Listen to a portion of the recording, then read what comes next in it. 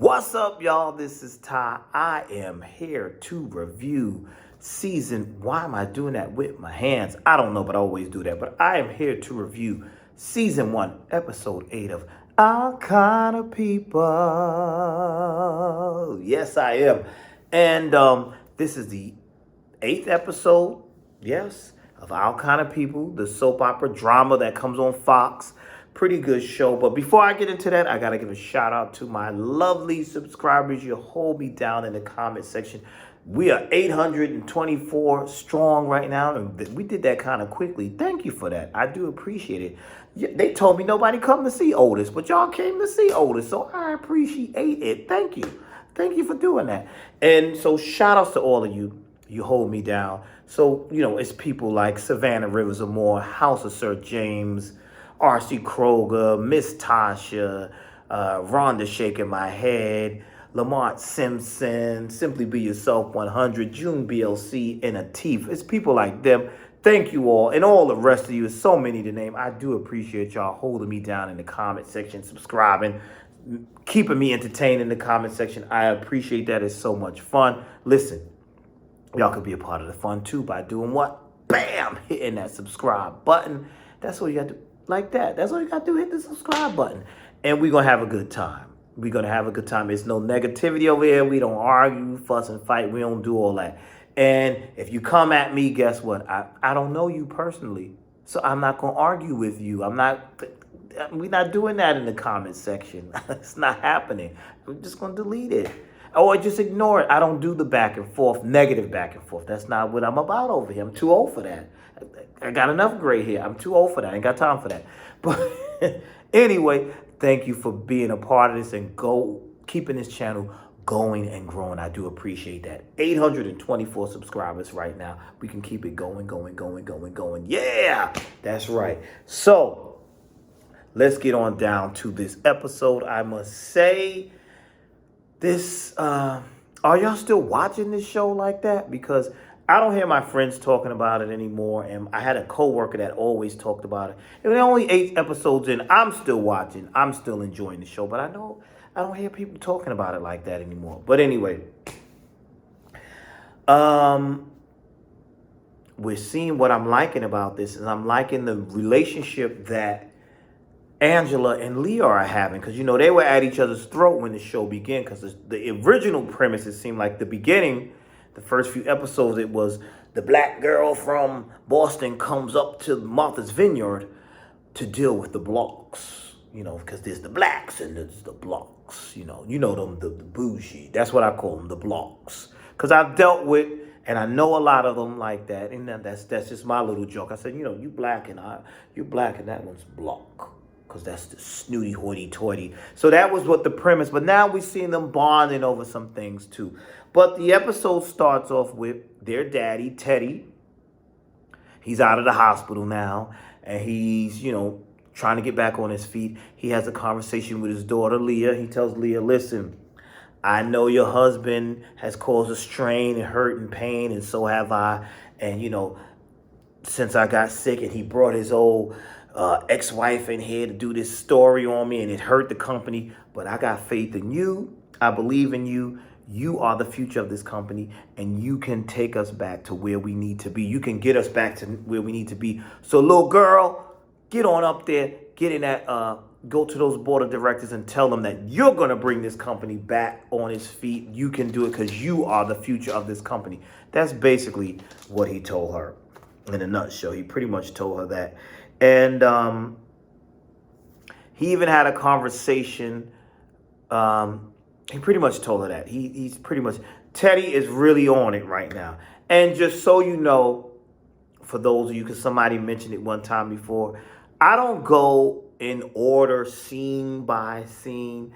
I summarize in my reviews. So I might not go in the exact order of everything that I'm not going to give you. I do a summary. I summarize and the things that stuck out and I highlight things. That's how we do it over here. I should have said that first, right? So anyway, we see Angela with Tariq and, they just finished, having a good time.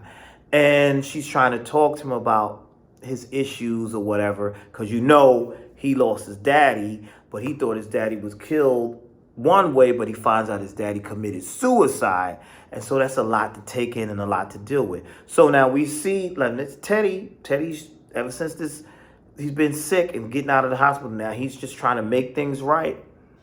When Angela goes to see Teddy, she tells him, she says, listen, can you help with Tariq? Because, Tariq is, dealing with a lot. He says, I got it. I'm going to help with that. And he says, and I want to right my wrongs with you, because he mentioned something like, my brother, he took some artwork, and he mentioned how he wants to have this Harlem Renaissance theme.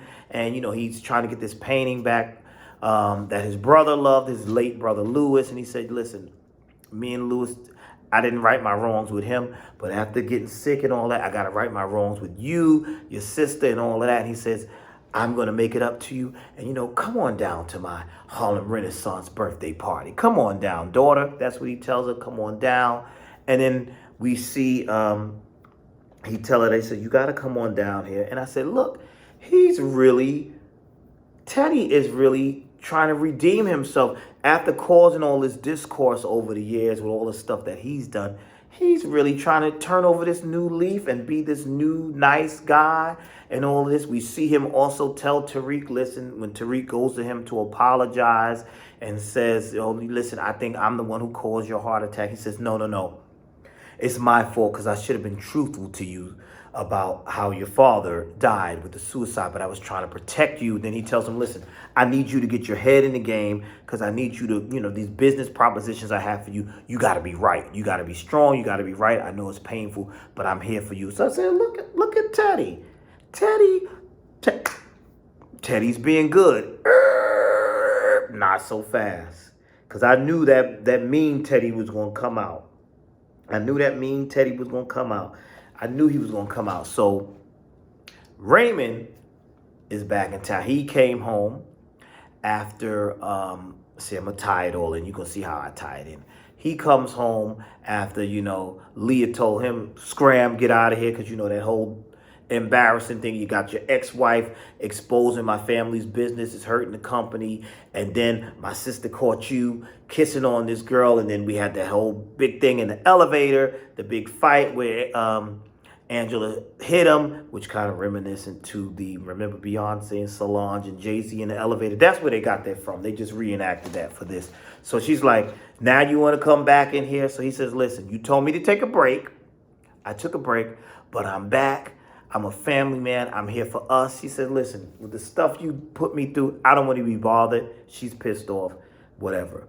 Now, Teddy calls Raymond. He's like, oh, so I see you're back home. And my little girl is a little bit more forgiving to me because I'm not so forgiving. That little stunt you pull, now you really ain't getting your company back. You're not getting it back. That's what he told him. You're not getting it back. You're not getting it back. And so Raymond took his little shots. He said, you know what? You are a puppet master, and that's the only way you can get people close to you is by pulling strings and all that. But you're a miserable, lonely soul. So I said, oh, I guess he told him. Teddy wasn't fazed, though. Teddy's like, yeah, whatever. You're never getting this company back. And I'm going to have to say that I'm believing more of Teddy because Teddy seems more conniving. Raymond, you don't really seem like you bout that life. You seem like you're more stand-up guy, even though you pulled this little stunt you pulled. I think that was out of desperation. But I don't know. I don't think that it's going to work that way. So we also see Raymond go to Jack. And he goes to Jack. And he says, now listen, Jack has more shares in the company, but Raymond found the loophole. And he's like, listen, we can audit this thing so we can get Darwin back. I believe that's the name of the company from Teddy, but I need you to sign this. But Jack is like, sign? He said, let me look at it. You know what? I'll let my lawyer look at that. But he has no intentions of signing this thing. You know why? Because he's like, listen, I'm getting the same pay after this buyout. I can do what I want. The money is coming in. I'm good. I'm not signing Jack. I'm not doing nothing. I'm not signing that. Get on up out of here with this. He didn't say that, but that I knew from that scene, like, yeah, he's not on your side. He doesn't care like you care, Raymond. He really doesn't care at all. It's like, whatever you say, that's not going to happen. We also see Leah at the workforce, in her office or whatever, and she's a little rattled. And this is what I like, because I see this sisterhood, this bonding. Angela caught on and said, I know there's something wrong with you. I can see it in your face. She said, you know what? No more work today. This is going to be some me time. We're going to have a good time. So they go out to the pool side and they're having drinks. And Angela's like, I'm not a talker. I'm not into all that. Then they do this drinking game where they have a conversation. She said, look, we're going to do this drinking game. I bring up a topic. You bring up a topic. So that's when Angela brought up her topic about, Tariq, he doesn't communicate. He only communicates like this. He don't want to talk about the things that's going on with him. And I'm at a loss here. And so Leah said, well, that's pretty much Raymond too. He communicates. The sex is good. He communicates with that. But we've lost our way and we need some communication. We need to bond and fix that. So after that happens, what happens? Angela leaves. And here comes Jack. And he's like, oh, you out here. You're not working, this, that, and the third. And then his sneaky self, he hands her a key to his bungalow. Like, come on, girl. This is what you do. You meet me here. Here's the key. And I'm like, you can't trust nobody. Aren't you her husband's business partner? But we see what he's about. Jack ain't about Jack. He ain't about Jack. He's not. Because why would you do that? That slimy, real slimy. Told her bungalow 8, come on, bungalow 8. Meanwhile, Nikki is bonding with her daddy, who is a former jailbird, and no judgment. And I like that. I like that daddy-daughter bonding and him trying to make things right with his child. I like that they showed that. And we see that he's been invited to Teddy's party, and he needs a suit because the only suit he used to is the orange jumpsuit. So he tells his daughter, listen, I need you to help me pick out a suit. They go to pick out a suit. Things seem to be going well. Then whoop whoop, that's the sound of the police. Now listen, ain't no sirens playing, but in Nate's head, because that's Nikki's father's name, in Nate's head, when he saw them 2 police officers, he whoop whoop, he was triggered. Whoop, whoop, that's the sound of the police. Whoop, whoop. He's like, he froze and he telling her, Nikki, I'm going to need you to take this Nicola's number, 555. He never gets the number out. He's like, listen, they might have mistaken me. He's jumping to conclusion. He's triggered because, he's been in jail so long and he's triggered. So he has that, what do they call that? PTSD. So when he see the police, he's all panicked. And she's like calling his name. He's not answering her. He froze. He dropped whatever he had in his hand. And the police walked on by, Well, they ran on by. They ain't thinking about you, man. But I said, wow. So he's got this little issue with him. And it kind of bothered Nikki. Like, Dad, my father's kind of screwed up there. That kind of bothered her. His whole, that whole triggeredness just gets her. She didn't like that. And it's understandable. But he was he was shook. Like I said, he saw them police. Ooh, he lost it.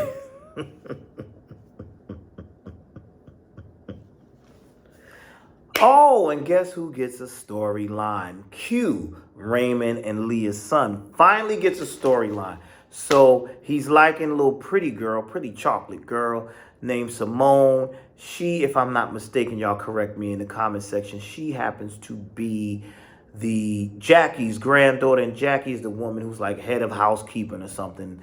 And so she sees Q, and Q tells her, yeah, I'm interning for my dad. And she puts the battery in his back. She said, wait, you interning? I thought you wanted to be in the NBA and all that. Shouldn't you be at basketball camp or something? Oh, you go in corporate now. I like a guy that has his own mind. And that made him think right there. He's like, oh, okay, because sometimes it takes a girl, especially a girl you like, to get your mind right, get you right, somebody to tell you, give you that push, like, wait a minute, you're going to follow in something you don't want to do? That ain't what you told me you want to do. Why are you doing that? That's what she told him, pretty much. All right, so let's get on down to Teddy's birthday party with the Harlem Renaissance theme. Beautiful, beautiful, beautiful party. The ambiance was great. Everybody looked nice in their costumes. They did a good thing. The set, like I said about the show, I like how everybody always looks so great and how the set designs and the wardrobe, everything looked good. So I like the little surprise Lindy Hop dance they did for him when they surprised Teddy. But of course, the party did not just go off without any type of drama, because of course there was some drama. And at the party, when they walked in, Nikki and Angela, yes, they looked great. But Nikki saw her dad, Nate, and she gave that look, and Angela was like, "You okay?" She was like, "Yeah, I'm fine." She was lying. She ain't fine. And so she has the conversation. She said, "Oh, you sure you fine or whatever?" So then she walks over. She has a conversation. Angela has a conversation with Tariq, and she's telling him, they need to talk. And he was like, "This is not the time nor the place." But he was rude about it. He kind of snapped at her. And he's like, "I'm here to party. I don't want to talk about this." And I understand. He has this whole thing going on. It's a suicide that's hard to deal with. Who wants to talk about that? But he didn't have to snap at her like that. But he done had a few drinks in him. I'm not excusing him, but he was a little rude. So as that happens, Angela goes on over and talks to Nate. Now I said, see, there's going to be a problem here, because I already see what the writers are doing here. They're going to have this whole little Tariq versus Nate thing and Angela in the middle, because that's the baby daddy, this is the new boyfriend. Friction, friction, friction. So she's having a conversation with Nate, and she tells Nate, says, "Did Nikki tell you what happened?" And he mentions the whole cop thing and how he froze in the whoop, whoop. That's the sound of the police. I'm freaking out. He mentioned that whole thing. And she said, "Well, I will talk to her, blah, blah, blah." And I said, see, that thing, her doing that, and at the same party with Tariq, I said, watch there be some tension between these two. I was predicting what was going to happen, but I thought it was going to happen at the party. But it didn't happen at the party. So anyway, also what went down at this party was Raymond and Q's conversation, which I liked, because Q told Raymond, he said, "Listen, Dad, I don't want to do this internship. I want to be my own man." He said, "You taught me that." And I appreciated Raymond for saying, "You know what, son?" Okay. He kind of gave that look. He didn't get too upset, because he's like, "You know what? I did tell him to be his own man. So I can't be mad at him that he don't want to follow this tradition and do this thing with this company." So you know what? I'm feeling him on that. I'm totally feeling him on that. And there's nothing wrong with that. So we have Leah telling Angela that Jack gave her the key to his bungalow because he wants to, and she said she couldn't go through with that. She can't do it. It's just too much. This, that, and the third. And then the next scene we see, or the next scene I remember, I should say, we see, and this was one of my favorite scenes, we see Raymond confronting Jack and saying to Jack, "Oh, I see what you did." He comes over to the bungalow and he's like, "Oh, Raymond." And Jack was bold. Jack was like, "Yeah, listen, your father-in-law bought me out. I had no intentions of signing that. Listen, I'm good, this, that, and the third. We ain't partners no more. You running the company." He was popping mad junk. He was talking that talk like he that dude. But then he got bold. He said, "And by the way, I think Leah is a fox, and can you handle her?" Before he could finish that, man, Raymond beat him up and told him, "We're completely done." Well, I think y'all was done once he double-crossed you, but he said, "Our families are done."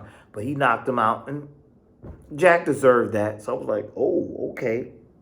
And then Raymond and Leah had a conversation. They reconciled their differences, and she explained to him that she got his back and what happened with the company and all that, and how she did try to help him, and her father found out, and then that's how she lost her power. And he said, "It's always been a struggle between me and your dad and this." Then she said, "Well, I got your back." So she's telling her husband she got his back, and that's what she's going to do. But that scene with Raymond beating up Jack. I thought that was funny. I know my humor is like that. So he deserved that. Jack was getting bold. Like, come on now. You already won't help me get the company back, but now you're gonna think you're gonna get some of my wife too? Nah, dude, that's not gonna happen. That's not gonna happen.